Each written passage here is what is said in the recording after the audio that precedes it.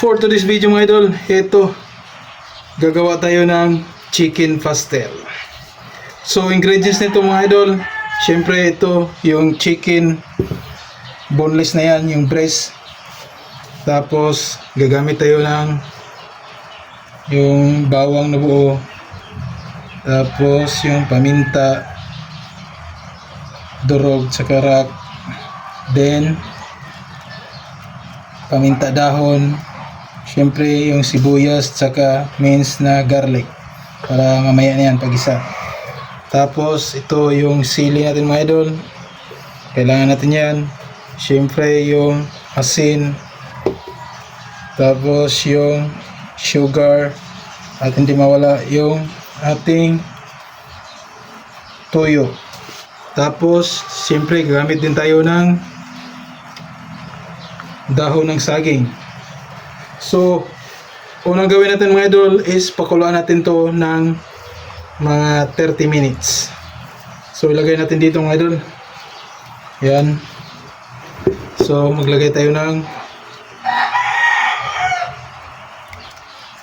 bawang. Tapos, asin. 1 tablespoon mga idol. Tapos, yung paminta. Tapos ito yung pamintang dahon.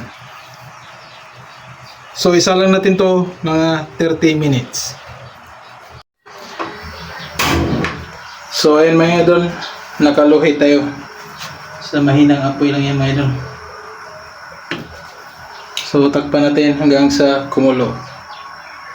Lamigin natin to mga idol para mahimay na natin pag malamig na to.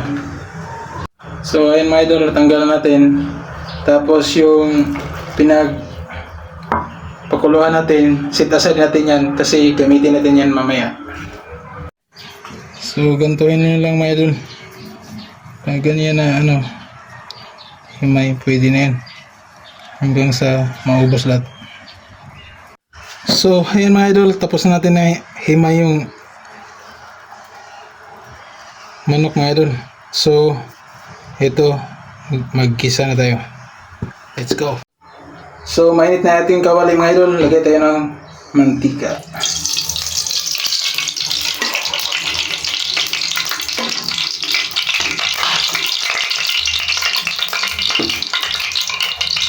So dapat naka medium heat lang tayo mga idol.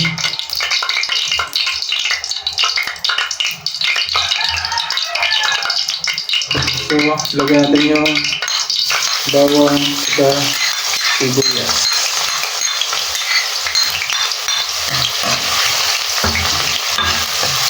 So, anayin lang natin itong idol hanggang sa lumabas yung aroma ng idol. Saka natin ilagay yung sinimay natin na manok. So, ayun mga idol, maros na yung aroma niya. So, pwede natin ilagay yung sinimay natin na manok. Ito yung mga idol.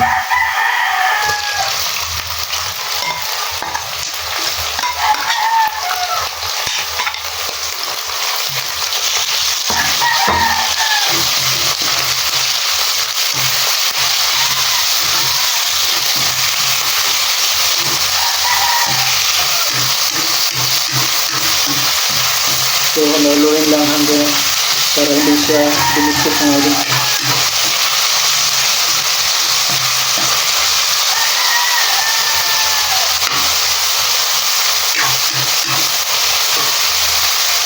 Lagay ko na paminta. Sunod nyo lang na 1/2 tablespoon.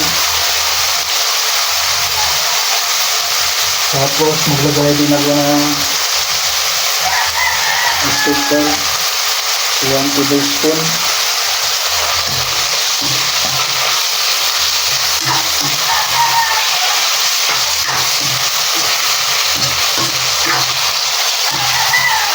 Pantayin natin, magpantay yung pagka golden brown mga idol. Saka tayo maglagay ng soy sauce or toyo mga idol.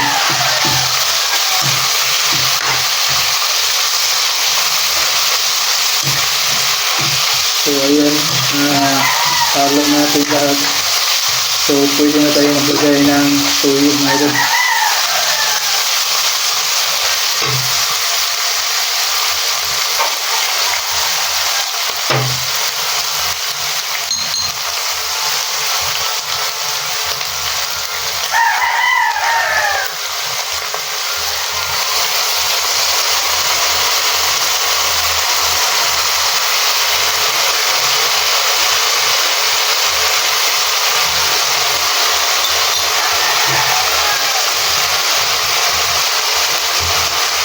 So, halo-haloin para magpantay yung kulay niya ngayon.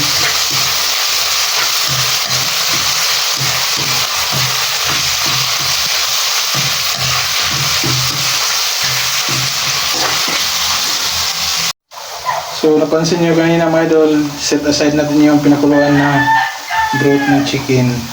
So, ito, lagyan natin mga idol para hindi siya mag-dry mga idol.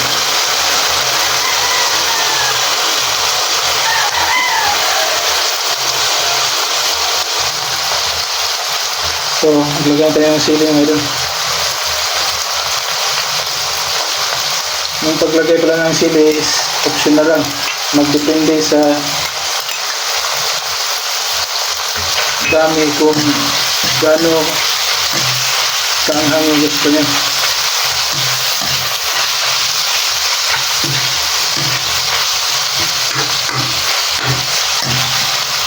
So ito mga idol, i-adjust natin yung apoy sa high mga idol para maging tostado na siya. Para magtosta na to.